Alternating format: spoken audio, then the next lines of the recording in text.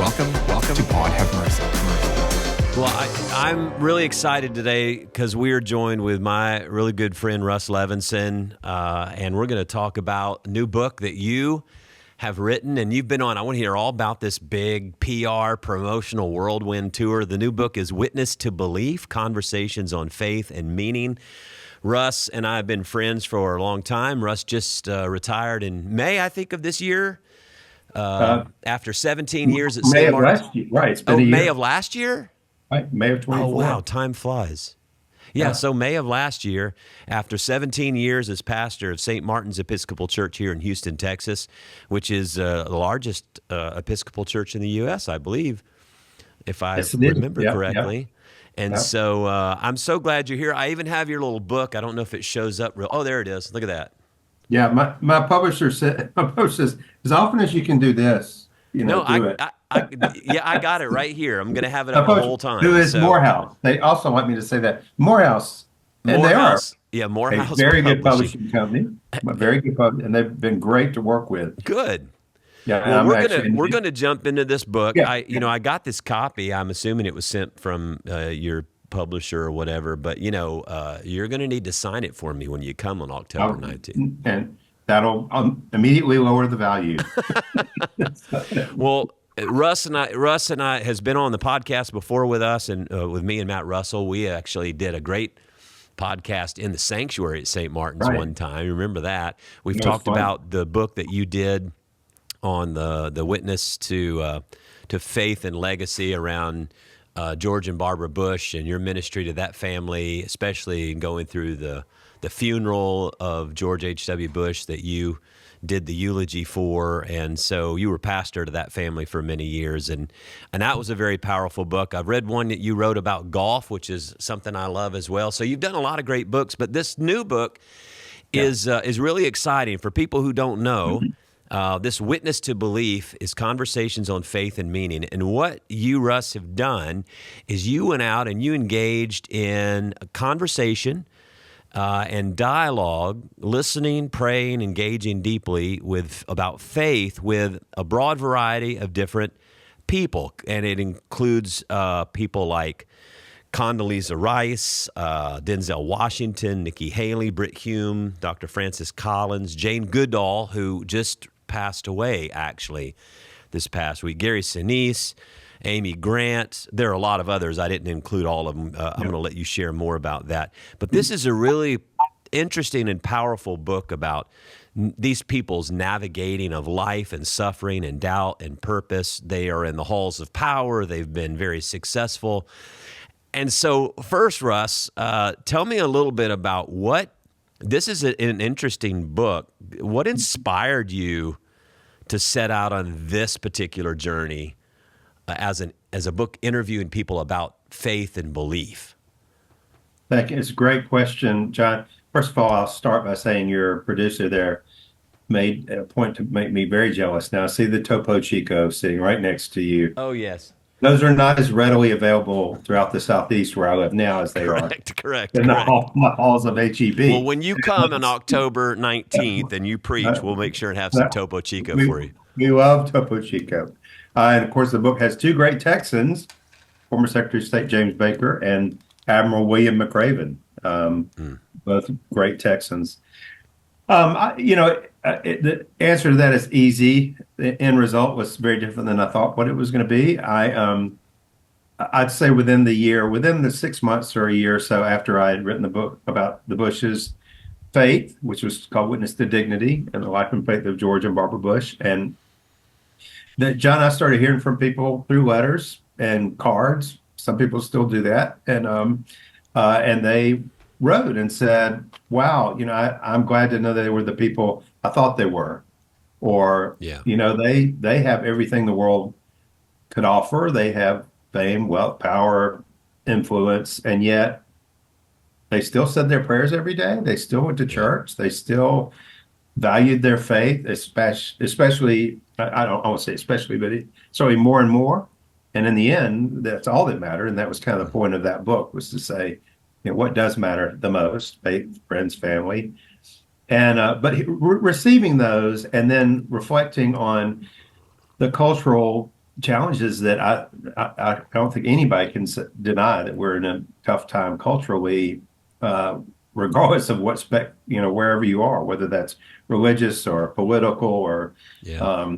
national, whatever. A lot of people keep looking toward human ways out of our issues, and I thought, well, I know other people who have everything the world has to offer, and yet go to church, say their prayers, are faithful Christians, and they've been sustained by their faith. And I feel like my hope would be that people who pick up the book would, kind of say, "Gosh, I didn't know." Well, I have had some people say, "I didn't know they were a Christian." I won't say who among the 12 that are featured, but if Denzel Washington can go to church every week, maybe I ought to. Yeah. If Sam Waterston can pray and meditate on a regular basis every day, which he does, maybe I ought to think about that. Yeah. Most of them are members of traditional churches like yours and mine, traditional mainline churches. Some are not, and yet their faith really is important to them. So my hope is that people will read, think, and kind of in the end go, well, if they can do it, maybe I ought to be doing it. Yeah. You already, like you said about the Bushes, which kind of was opening the door on this. And so you already authored a book about faith and public life. This book, though, is not just about like one person. It's about, there's 12 different people. And I'm wondering, how do you see this book being different than the one you did on the Bushes?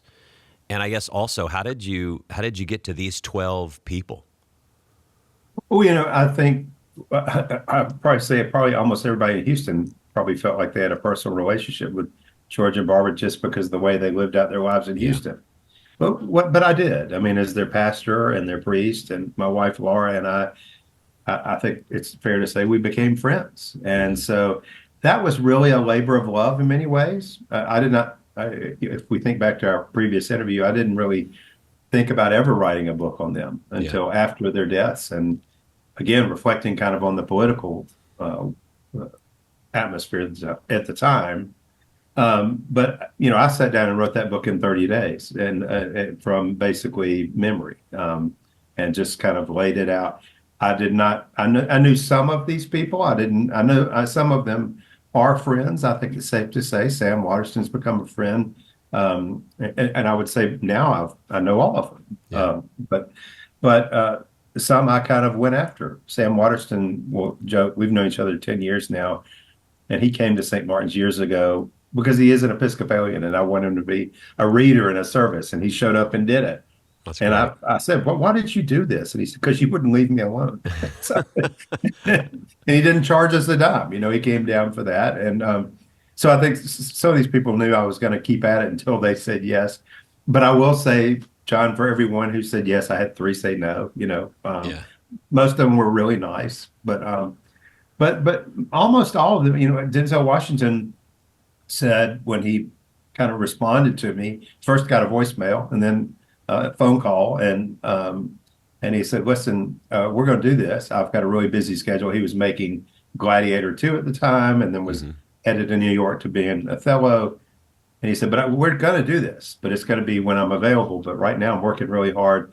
And he said, I'm not on my way up. I'm on my way out. And he said, I want to go down for the record. And now, having spent some time with him at an age of 70, I would say his health and stamina would rival that of anybody who's the age of 50. He's very healthy and just an incredible person. One of the things I found in reading through the book is you didn't really come at it like when you read the book, it is a sense of like, it's almost like a verbatim. I mean, it lists your questions and their responses. Right. So when people read it, it's like you're hearing the interview, but you didn't come at this as like an interviewer, like a journalist.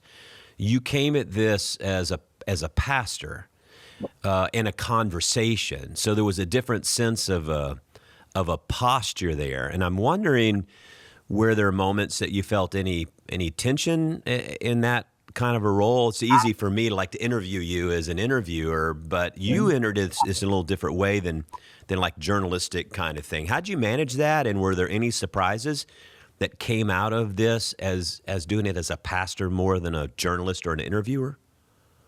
Yeah, again, well, you're good at this because I was going to say that's another great question. But I did a lot of research on every single person I sat down with. So I read almost every book Jane Goodall had written before. I Oh, read really? Wow. Francis Collins' books before. I read Nikki Haley's got several books. I read her books. If they had given us public speech, I would go listen to the speeches and take notes. And not every question got asked that I had written down, but all of them were conversational. I mean, we all, by the time we finally got, I wasn't able to sit down with everybody because Jane Goodall was in Nebraska chasing I think it was the cranes, the migration of the cranes. Oh, yeah. And she was so excited about going to see the migration of the cranes that she said, we're going to have to do it on Zoom, but it was great. And we began each one with prayer, and that kind of set the tone, ended in prayer. And it did become, now I spent a lot of time with Sam and Lynn Waterston kindly invited my wife Laura and I to come stay with them for a few days. So we just went to their home. Of course, James Baker is right there in Houston, and we still see him on a regular basis. He is an extraordinary man, as you know, and I just got word 2 days ago he was out in Wyoming hunting. Yeah. Wyoming, No surprise. hunting at 95 and change. Condoleezza Rice could not have been nicer, but she's very busy. And so, I mean, they each kind of took a different shape. I would say, if I felt like, well, you may not want to talk about this. For instance, Dr. Collins, who's an extraordinary Christian. I really commend his books to anybody who's searching the faith. He's a modern day C.S. Lewis, as far as I'm concerned, an apologist for the way he came to faith through just exploring science and looking at creation. And it wasn't until later in life. But after he became a Christian, his daughter was sexually assaulted while she was in medical school, and they never found the perpetrator. And so I thought that's something I want to see. How do you get through that as a believer? And so as we approached that, I said, feel free not to talk about this. You may not want to go here. And he said, no, I do want to talk about it. And so that became part of the interview. And there were a couple of moments like that. Nikki Haley, I will say, though you've got some politicians in here, we really didn't talk politics or divisive issues. This was really how you are an actor, or you are a scientist, or you are a politician. How does your faith sustain you in these incredibly driven career paths that you have chosen? And I asked Nikki Haley to talk about how did she guide her state after the shooting at the AME Church by Dylan Root. And and again, I said, feel free to not that I'm sure that was very hard, but and she said, no, I'll talk about it, because it was a really important moment in her faith journey. Yeah. And John, I don't know if you read it in the book, but she just began to tell me, after those 9 people were killed, I made, as the governor at the time, she's governor of South Carolina, made the decision to attend every funeral, but I did not know every funeral would be open casket. And I did not know that every funeral the pastor was going to ask me to speak. So she said, we're making our journey through that. And it became harder and harder. And I became anxious and losing sleep. And my friends noticed I was losing weight. She said I lost 30 pounds. And I was going to see a therapist, and I was receiving medication, and I was going to my pastor, and I was saying my prayers. But it was getting harder and harder. And then she said, so we're in this interview the way you and I are right now, but and she started to finish this story, and she said, stopped, and she started to cry. And she said, I'm so sorry. And I said, don't apologize. That the verbatim part of that's in the book, and she said, it's so hard even to think about now. And she said, but one night I came home and I closed the door, fell down on my knees, and said, Jesus, you got to get me through this. And he did, and so that was certainly not expected. And there were a couple of questions I asked Denzel where he would kind of push back. What do you think that? So I was like, oh, here, that's the end of the interview. I'm asked to leave. But he was very kind, and we did a lot of, he doesn't text, he doesn't email, but he does talk on the phone. And we had done back and forth some longer conversations than others. It's not somebody I call up, talk with on a regular basis. Yeah. But I think we'd had two conversations inside of a year. And the second happened to be on his birthday. I called to wish him happy birthday, and he called, picked up, and I said, "Hello, Mr. Washington." He said, "Hello," and I said, "Well, I'm just calling to wish you a happy birthday." He goes, "Well, I'm sitting here with my wife, reading Jeremiah, listening to a gospel singer, and you called. What do you think that means?" I said, "What does that mean?" He goes, "We're going to do the interview." He said, "But it's just going to have to be when I have got time." So I flew out to Los Angeles, and we met out there, and he walked in the room, and I said, "Well, Mr. Washington, he said, "No, man, just call me Denzel. Give me a hug." And then we sat down, John, and I actually just wrote an op-ed about this the other day for a publication. And I said, he's the one who said, "Well, shouldn't we pray first?" Yeah. And I'm like, "Yes, we should. That's a good idea." Yeah, he wanted to pray at the beginning and the end, right? At the end, but he's the one who said, in other words, shouldn't we pray? Yeah. Well, thank you for reminding me. I always love it when, when the lay people meet with the preacher, and here you are as the preacher, and they go, "Shouldn't we pray?" And I'm like, "Yeah, I probably should have thought of that before you did." You came in. That happens a lot. We don't like to assume, but right. Exactly. You know what? You talked a little bit about Nikki Haley, but you also interviewed, Condoleezza Rice and Admiral McRaven. Mm-hmm. I wonder, they were very much involved in public life, made public decisions, and I'm wondering, were there things you learned, or did they share that you heard about how their faith either helped or complicated matters as it related to a lot of the public decisions that they had to make or the struggles they had to deal with? Yeah, well, you've got three there, of course, Secretary Baker as well, yeah, and they would all three of those people would say, it's interesting. And I did kind of say, was there? I have a little question I like to ask people when they want to talk about their faith, and I'll say, as you probably do, when did God become more than a word for you? I've asked some people that. I used to do that in the office, and all three of those said, I didn't really have a Shazam moment, or as Secretary Baker said, or the clouds never parted, but they did talk about a long journey in the same direction. So Condoleezza Rice grew up in a Christian home. Secretary Baker grew up in a home of believers. William McRaven has been a faithful Catholic, and they all talk about how it never really occurred to them not to rely on their faith. But then when they had those big moments, how much their faith helped them even more. Secretary Baker's favorite passage from Isaiah, "Fear not, I am with thee."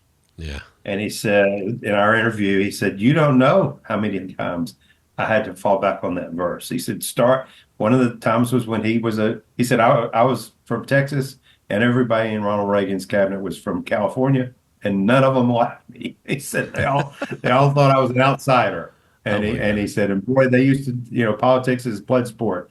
And he said, believe me, I had to go to the Lord and pray. And I would be reminded of that verse, "I am with thee. Fear not, I am with thee." And Condi Rice, see, I shouldn't call her Dr. Rice. Certainly don't call her Condi, but her friends do. Birmingham person, grew up in a home with Christian parents. Her father was a pastor. And she talks about, again, this is kind of how far do I go? But she was talking about her prayer life, and I felt like, okay, well, can I ask you, what does that look like? What does your prayer look like? Mm-hmm. And she said, well, I pray every morning, and sometimes it's brief. She said, I have a busy job. She's the director of the Hoover Institute at Stanford now. Yeah. And I said, yeah, I bet that is a busy job. And so she said, but those are prayers, Lord, guide me today to help others. And there's some examples of those things in the book that we're talking about. Witness to Belief. My publisher said I should say that. Witness to Belief is the book, Morehouse Publishing. Yes, listen, I'll keep doing that. 15 minutes. I'm a skilled interviewer. Witness to Belief. Order now in all places where books can be found. Morehouse, published by Morehouse. And number And one, number today, one in a on the couple of bestseller list. in a I'm couple of not going to tell Amazon, you what bestseller list, but it is yeah. number one Okay, okay, all right. in the inspirational books on Amazon, I think. Amazon. There you go. And then there's another category, and if it weren't for our mutual friend Max Lucado and Texan, it would have been a little higher. But he's much more Yeah, he's you much always more have well to go up known against Max than I do. Lucado from San Antonio when you're in But Texas. It's hard. he is a great guy. But back to Dr. Rice, and so she said, well, and when I come in at the end of the day, this is what I pray for. And she began to talk about this long litany of things, which really struck me. And I said, well, do you mind if I ask, what's your posture? Do you, I like to have a prayer chair where I like to sit, and I've got all my gear. And she said, oh, I kneel. I always kneel for Oh, my wow. prayers at the end of the day. And she said, there's something about that, actually. She said, I have to say that when I was in Washington, that was a very busy job. And I thought, well, I bet it was. She said, but we would work long day, 12 hours, 14-hour days. And I would come home and I would eat dinner and do, and I'd get ready for bed and I'd kneel to say my prayers. Well, often I was so tired that I'd fall asleep kneeling while I was saying my prayers. Wow. So she said, but I wanted to say my prayers. So I changed it. And this is in the book. So that the first thing I do when I get home in the evening is I go say my prayers. I kneel and say my prayers. And I always end with the Lord's Prayer. And she said, and I do that to this day. So here's the former Secretary of State and the current director of the Hoover Institute, who probably prays better than most pastors you and I know. Yes. In fact, when we finished, I'll be honest, we finished, I turned to my wife and I said, I've got a long way to go. And I just retired from doing this for 32 years. And I don't think my prayer life is as disciplined as Dr. Rice's, That's amazing. So you have some of these public figures in politics and things like that. You also have some conversations about some people who experience some extreme pain and suffering and loss in their life. You had a few of these interviews, whether it was moral dilemmas or loss or pain or suffering of family members. I mean, how did you find that there were some uncomfortable moments in talking about that? How did people talk about those really hard, difficult moments of suffering or loss in their life? Well, more than a few times I was brought to tears as well. And I can say I've gotten to know Gary Sinise over the years. He came to St. Martin's years ago, right after Harvey, and spoke at the church and offered a concert of relief for first responders in Houston. And ever since then, we've been phone buddies. And we'll talk on the phone and text and share things. But sadly, his son died about 3 months before our interview, maybe a little bit more than that. But the pain was still palpable. And so when we sat down, he's moved to Nashville along with his incredible foundation. And I certainly encourage people to read his book, Grateful American, and to go to their website and see all the things they're doing for wounded warriors and first responders. And I mean, that's all he does now. But of course, when we got to talking about Mac, his wonderful son, who's an incredible musician, producing music up until almost the day of his death. Of course, we were both in tears at times, and talking about the suffering and how hard that is. You and I have worked with untold numbers of people in suffering, and yet it's interesting you said that. I did a podcast with a great guy named Jim Lasanti. He's a Monsignor up in New Jersey. 2 weeks ago, he's on the Catholic channel. Great guy, interviews all kinds of people. And but his question was, how do we as pastors respond to those in suffering? And we're not going to have this may be for another time, but I've certainly had my share of suffering over the years. And I was with Fleming Rutledge. I don't know if your audience knows that name. She's an incredible writer, Episcopal priest, and I was with her just a few days ago, and we were talking about suffering, and she said something to me which was quite moving. She said, there's a lot of suffering, and in our personal sufferings, there's just mystery. And in our triumphs, we have gratitude, and we offer both of those things to God. trusting that he knows better than we do. So we offer, and I saw that with Gary Sinise. You remember the scene in now we're going to date ourselves, Forrest Gump. Oh yeah, Lieutenant Dan. When Lieutenant Dan is up on the mast giving God a few words, Yeah. let's just say, and because he's lost both of his legs in Vietnam, and now his life is a mess, and he's climbed Yeah, up the mast. he's picking a fight with God. He's like, "Come on, let's go. Bring it on. Bring it on." Well, Yeah. I asked Gary Sinise, I said, well, did you have a moment like that? And he said, oh, yeah, I did.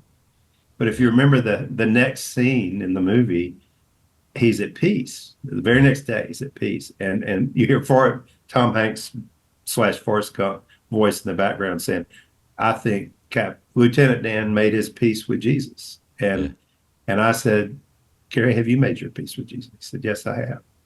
And his faith, the church, he said, it's not that it's not hard every day. It is. No one, and I said, he called me right after Mac died, and I just said, I hope I'm never in your shoes. I hope I'm never in your shoes, but just know I'm praying for you. And he's turned that tragedy into good things. Britt Hume, commentator, and regardless of what I don't want.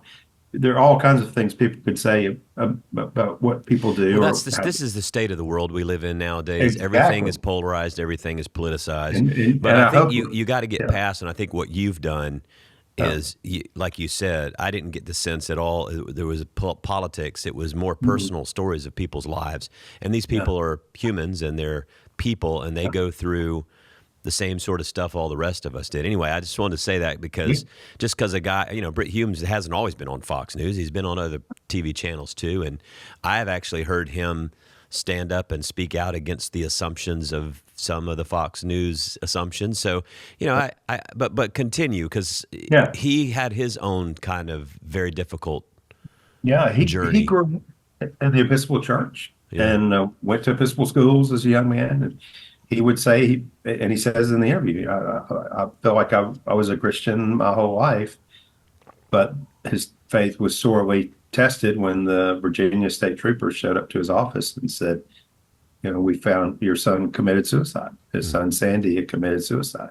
And we talked a little bit about the circumstances around that, but he said it was absolutely devastating. He said, I just did not know how I was going to get through that.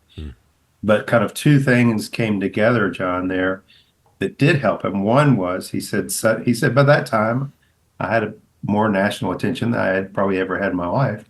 And he said, and I got letters and cards from people all over the country, so many that my mailbox was packed at the end of the day, saying they were praying for me. They were asking God to be with me. They were asking Jesus to comfort me.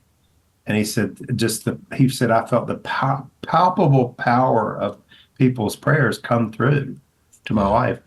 And he said, and actually, I fell back on those old hymns I sang in chapel, and the experiences I had as a child, my faith. I was able to draw on that to get me through this worst time of any parent's life. But he's on the other side of that. So I don't want to end without talking about my hero, Jane Goodall. So I'm getting to that one next. You're almost like a pro at this. It's like a good segue. I was going to say, so there's a sort of a people in public life and politics. You've got a lot of some of these famous people who have been through some deep suffering, but you also have voices like Francis Collins and Jane Goodall. And, there's this relationship between science and spiritual meaning. And I think it's important now because Jane Goodall just passed away at 91 years old. 91. Just this past, I texted you when we were going to do this. And I was like, the morning I had just gotten the alert that she died, and I knew you had interviewed her, and I asked if you had heard. And of course you had. But talk a little bit about the science and the faith and religion, but especially with her and honoring her and that as well as you interview her in the book. Yeah, I neglected to say the other great text in this book, of course, is Jim Nantz, who we all love. University of Houston. Who works, 1,000 hours a day. And he started the Nantz Foundation for Alzheimer's there in Houston. And I will say, and I say in this back of the book, I'm tithing a portion of this book to go to 12 different causes, each chosen by the 12 people I interviewed. That's good. And so you'll see that in the back of the book. But he was great. And just think about this. One of the things he revealed is that when the national anthem is sung at all the events that he attends, think of Jim Nantz there. He said, when it's sung, I'm praying. That's a discipline I developed. He said that I developed years ago. And he said, I don't, people don't know that. I'm not doing it so that people can see me or whatever. Because I asked him about his prayer time. And that was one time he prays. Kind of a neat thing. Nikki Haley prays the Lord's Prayer anytime she goes up a flight of stairs. It's, these are great things to See, hear. I learned during COVID to pray the Lord's Prayer every time I wash my hands. Because that's how long right. you're supposed to wash your hands. That's right. Well, I can't say enough about Dr. Jane Goodall, who I met virtually in the last year and a half of her life. And she I'll say in the present tense, she is wonderful, warm, loving, has a great sense of humor. And I will say there were some great laughs in these interviews as well. But John, I mean, we all know her name. People at least our age and older, we certainly know her name. And I wasn't turned on to her as somebody to include in the book, but my wife, Laura, is the one who said, I really think you need to read some of her things, because Laura is a tremendous admirer. And we were working through her book, A Reason for Hope, which is an incredible book, and together. And as we were listening to it on a car ride. And Jane started talking about her faith and her prayers and the way she read the Bible. And Laura and I both teared up in the car. And I looked at Laura and I said, I think she's a real deep believer. And we need to get her as part of this book. So I won't go through the long, circuitous path. She finally said yes. We set it up. She was very generous with her time. And I'm giving away the part of the reason I asked her, but Dr. Collins is at the beginning of the book. Everybody else is kind of random. Dr. Goodall is at the end. She says, I'm not a scientist, I'm a naturalist. And okay. And so I kept calling her Dr. Goodall. And at one point she said, oh, just Jane. I said, can't do that. So she goes, well, then Dr. Jane. But she has some real intense moments, and in her faith journey growing up. But some years ago, John, she was giving a talk to one of the thousands come to hear her, and Q&A time. And she does draw a lot of college students who study her. And I don't know who asked the question first, but somebody in the last few years said, Dr. Goodall, you've had all these great adventures. What's your next great adventure? And she smiled, and she has this great smile. You can see it on the cover of the book. And she said, yeah. The audience kind of got quiet. She said, if you believe in life after death, which I do, what could think of the adventure this has been? But surely God, the great spiritual power of the universe, who we call God, has something so much more exciting in store for us. So that's my next great adventure. So she's at the end of the book. And I kind of end the book by saying, part of the reason for writing this is to prepare you not only for this life, but to prepare you for the next great adventure.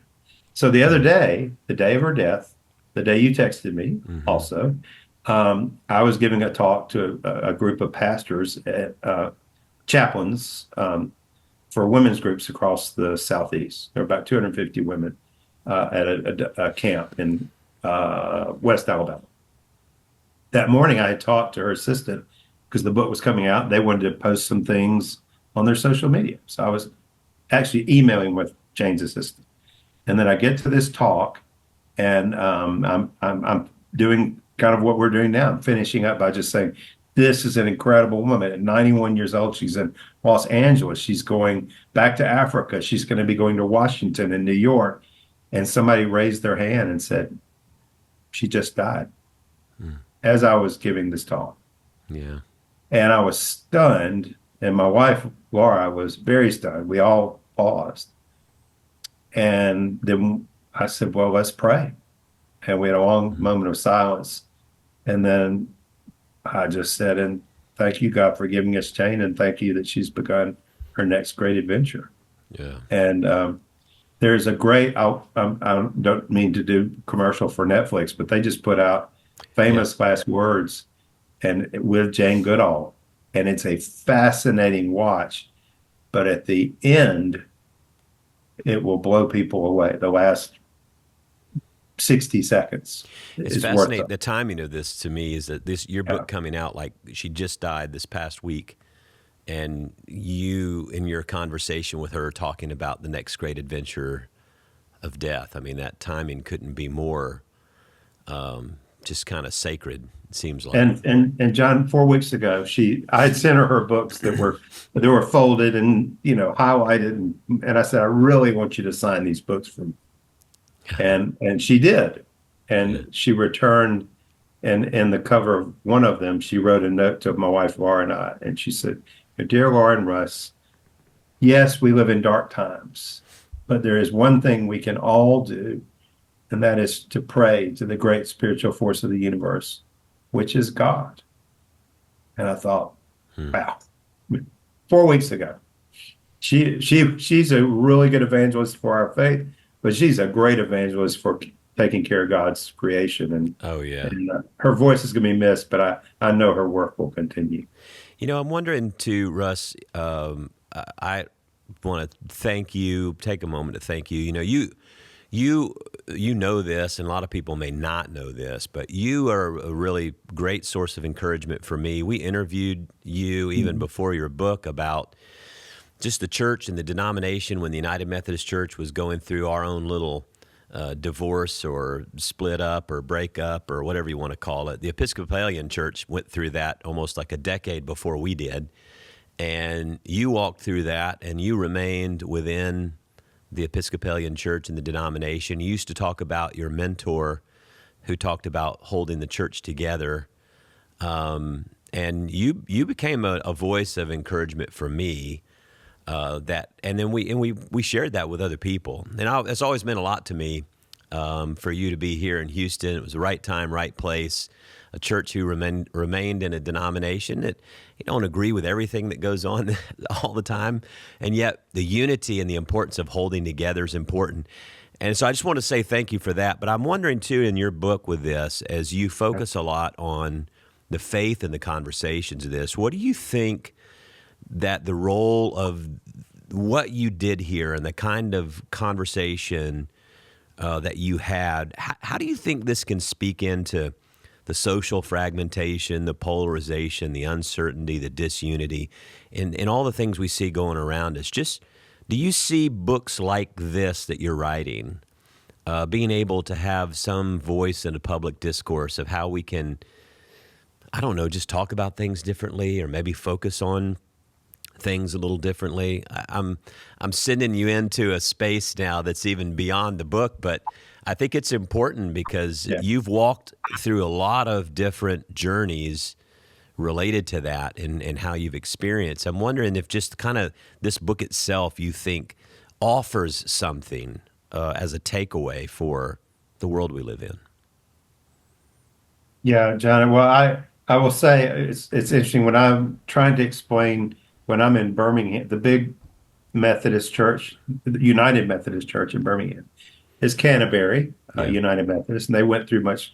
And I'll tell people about Chapelwood. I often tell people about, we were kind of on Church Row. We had St. Martin's, we had Chapelwood, we had Second Baptist, and I'll tell them about our friendship. And I've told people I'm coming to see you in a few weeks. And I said, well, they're the Canterbury of Houston. they're and they'll go, oh, okay, I understand. Because Canterbury, like you all, has done well and got a jillion programs, and they're ministering to people. And the one who really touched me, and it would surprise some people, John Stott was a mentor of mine till his death, a strong evangelical in the old sense of the word before it became a political word. Yeah. Because John Wesley and Charles Wesley, your fellows, yes. They were evangelicals. Yes. They were social reformers. Yes. That's what the word used to mean. Yes. Who were devoted to the Lord. But John said to me, don't leave. Preach the gospel. And boy, he was right. A lot of my buddies did leave, and a lot of them ended up in courtrooms and in church splits, and that ended up being the shape of the end of their ministry, and their health suffered, I think. And some did it well, and I understand. I mean, if people left, it's not that I said, oh, naughty you. I said, if you really have to go, and that's the shape of your ministry, just wasn't going to be the shape of my ministry. And in the beginning of the book, it's interesting. I do say this. I said demographic studies right now, if I might be wrong, but I did some research, show that by the end of this year, by the end of 2025, there'll be almost 50,000 Christian denominations around the world. Yeah. Not churches, denominations, because somebody got mad at somebody over something. Yeah. They split and split and split. And, you're blessed where you are at Chapelwood. I was blessed at St. Martin's to have churches that were focused on the great two commandments, loving the Lord and loving one another. There will be no denomination in the kingdom, and we know that. And, I used to tell my Episcopal friends when they get to heaven and we begin to worship together and they're starting to look around for the 1979 Book of Common Prayer. I said, probably not going to be there. I have a little opening remark on that when I get to see you in a few weeks. But we've got so much that we can do in our world right now by loving Lord and loving one another. I'm so drawn. I didn't do this in Houston, John, because I didn't want to take the time to go to the DMV. When I was retired, I had more time. So I actually drove to the DMV here in Birmingham, and I got my personalized blade, which is the money goes to environmental care in the state of Alabama. But I was able to choose JN 1334. And I was shocked in the state of Alabama that nobody else it was available. So John 1334, love one another. But nobody had chosen it. So I've got it and I'm keeping it till I die. And of course, 1335 was by this, everyone will know you're my disciple if you love one another. Yeah. Not if you're Methodist, not if you're Episcopal, not if you can read the Bible and quote it, not if you can speak in tongues, not if you fast, not if you all that. Jesus said, this is how people will know you're my disciples. Yeah. If you love one another. And I will say one of the things that strikes me about these 12 people is how generous they were with their time, how humble they were with this wandering Episcopal priest they had never met, most of them, and how open and honest they were because they wanted other people to know how much the faith had meant to them and changed their lives. And they draw on it now to sustain them. I'm wondering, I know we going faithful to your time. You're a big celebrity now, No. going on Fox and Friends and MSNBC. No, I was not. I was over the studio today though, because I have a friend who works there. I just made all that stuff up. I don't know where you're going, but I do know you're having to do like the PR run of things, like and go around and promote the book. The book, by the way, Witness. Witness to Believe. Witness to Believe, right? By Morehouse Publishing. We've gotten that. We're doing really good. That's like and 3 or 4 times, right, Jeff? Amazon, Books a Million, Barnes & Noble, Morehouse has their yes. website. Number 1 on the bestseller list. On one of those ones we just mentioned. So. Exactly right.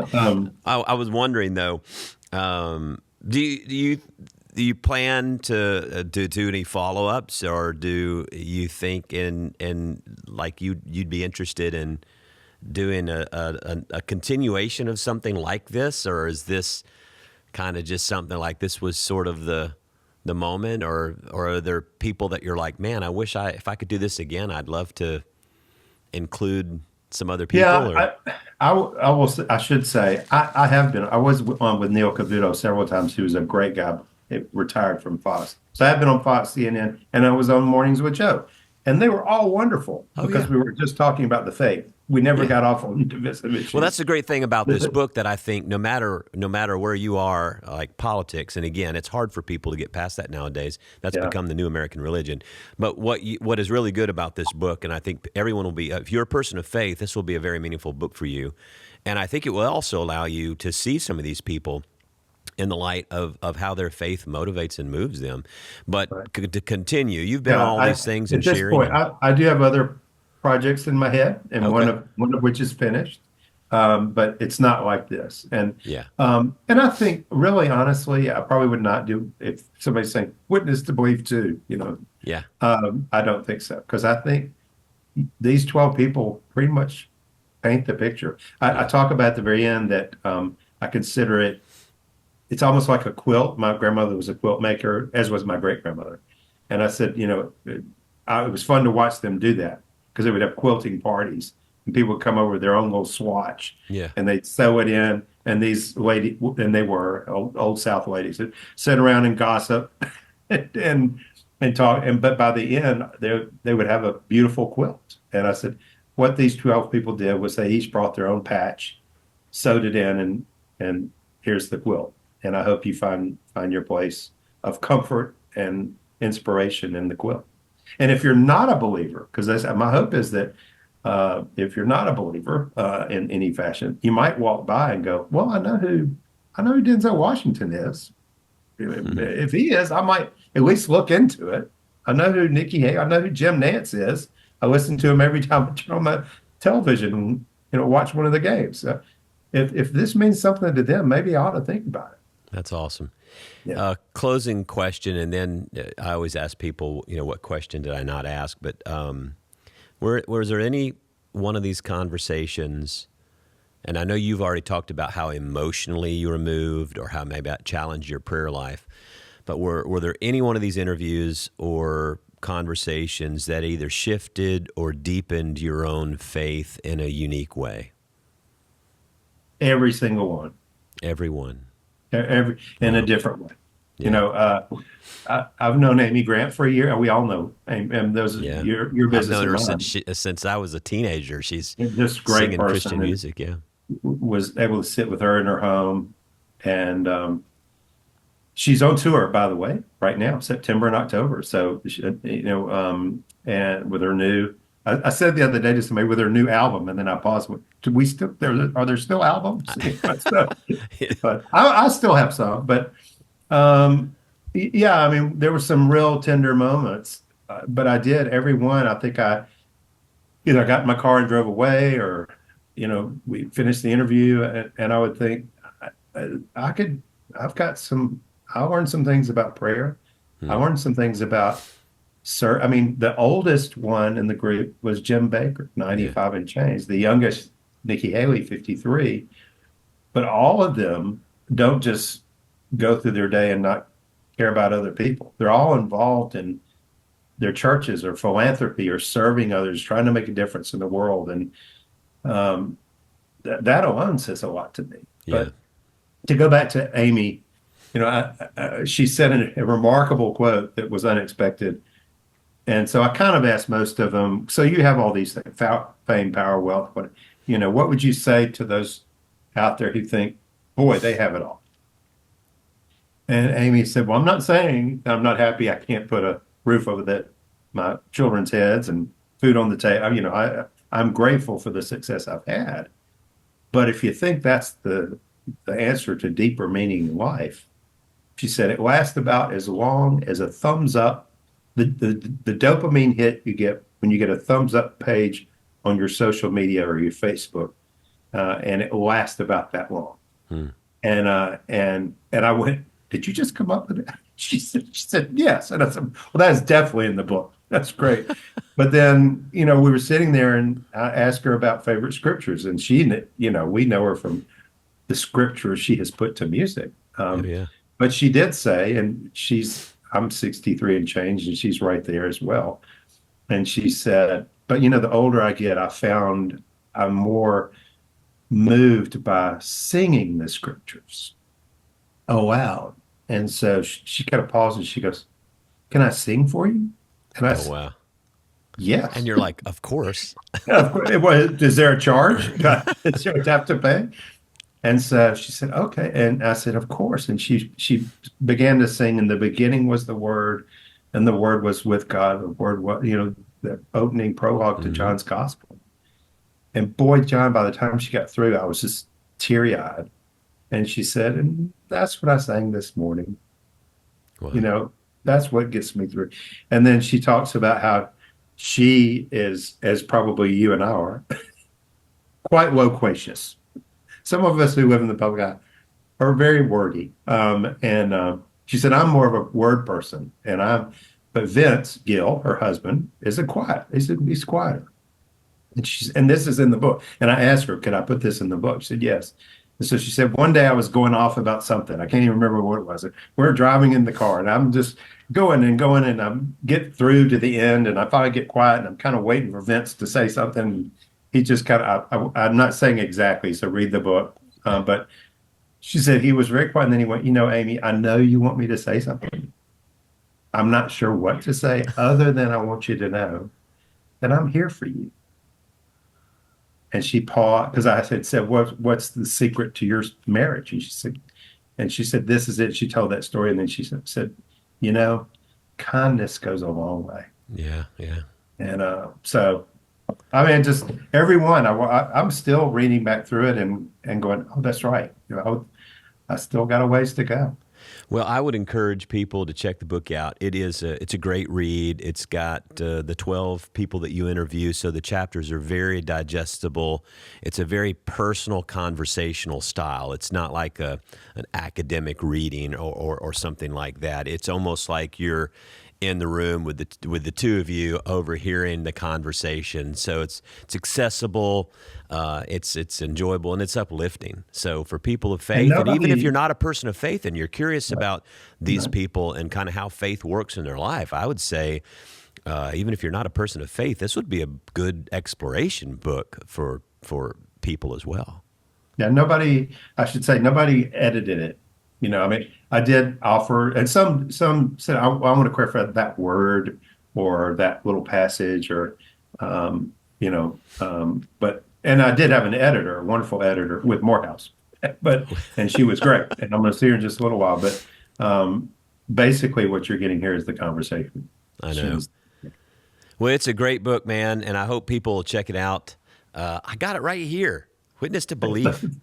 And you're going to sign it when you come. And you're going to be here on October 19th preaching in our 3 sanctuary services. So if you're around in Houston and you want to come hear Russ and get a book, we'll have some books and he can sign one for you and get to see you. And we'll hope that you ever have safe travels over here. I know you got a lot going on. You'll be at St. Martin's as well, and you have some other events going on while you're here. I'll be at St. John the Divine on Monday evening, the 20th, the night after you. And Lee Sproul is hosting an event. Yeah, that's great. So you'll be here in Houston. We'll be glad to have you back a little bit. Thank you. I look forward to it. Brother, I appreciate you coming and spending some time with me and just talking about this. I'm really excited for you and proud of you. And just, look, you're doing better than a lot of people I know. You're winning or at least succeeding or at least doing well in retirement. Most people flunk retirement. They just are really bad at it. I want to just give you kudos and props by saying you're doing a good job so far at retirement. There's the book there. I've learned through trial and error. But don't do this. Don't start thinking about it the day after you retire. You have to think about it way before. Correct. And be ready to. Well, I still have about 10 years left, but so in about 5, 6, 7 years, I'm going to call you. Okay, we'll have a conversation. Well, hey man, I love you and I appreciate you, and we'll see you soon. Bless the people of Chapelwood. Thank you so much. God bless. Bye bye.